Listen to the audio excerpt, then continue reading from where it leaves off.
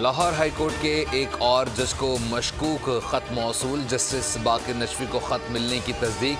تفتیشی ٹیموں نے خط قبضے میں لے لیا۔ خط 2 روز قبل دیگر ججز کے ساتھ ہی ملا۔ لاہور ہائی کورٹ کے 6 ججز کو خط موصول ہو چکے۔ مشکوک خطوط میں آرسینک شامل تھا۔ فورنزک رپورٹ میں سنسنی خیز انکشافات۔ مشکوک خطوط میں آرسینک شامل تھا۔ فورنزک رپورٹ میں سنسنی خیز انکشافات سے کھلبلی مچ گئی۔ رپورٹ کے مطابق پاؤڈر میں 10% آرسینک پایا گیا۔ پاؤڈر میں آرسینک کی 70% سے زائد مقدار زہریلی ہوتی ہے۔ سونگھنے سے انسان کے اعصاب شدید متاثر ہو سکتے ہیں۔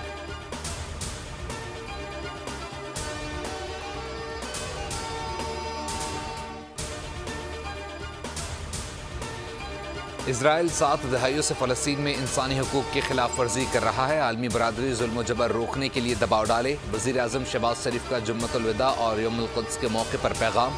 صہیونی جارحیت کی مذمت، کہا پوری قوم فلسطینی بھائیوں کے ساتھ اظہار یکجہتی کرتی ہے۔ وزیر اعظم نے قوم سے اپیل کی، جمعۃ الوداع کے موقع پر فلسطینی اور کشمیری بہن بھائیوں کو دعاؤں میں یاد رکھیں۔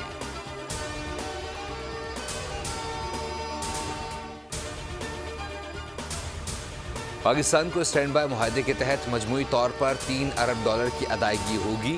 IMF کی کمیونیکیشن ڈائریکٹر نے تسلیم کیا کہ پہلے جائزہ مکمل ہونے کے بعد سے پاکستان کی اقتصادی اور مالیاتی صورتحال بہتر ہوئی ہے۔ 19 مارچ کو IMF اور پاکستان حکام کے درمیان اسٹاف لیول معاہدہ ہوا تھا۔ پاکستان سے متعلق ایگزیکٹو بورڈ اجلاس رواں ماہ متوقع ہے۔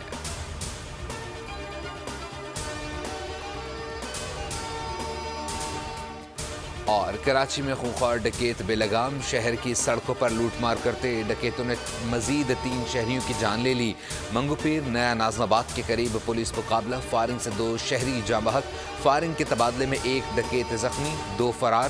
نرسری کے قریب پولیس اہلکار کو لوٹنے کی کوشش، مزاحمت پر 45 سالہ سپاہی عمران شدید زخمی۔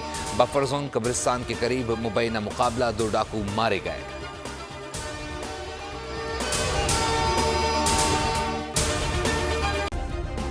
سبسکرائب کریں اور بیل دبائیں تاکہ کوئی خبر رہ نہ جائے۔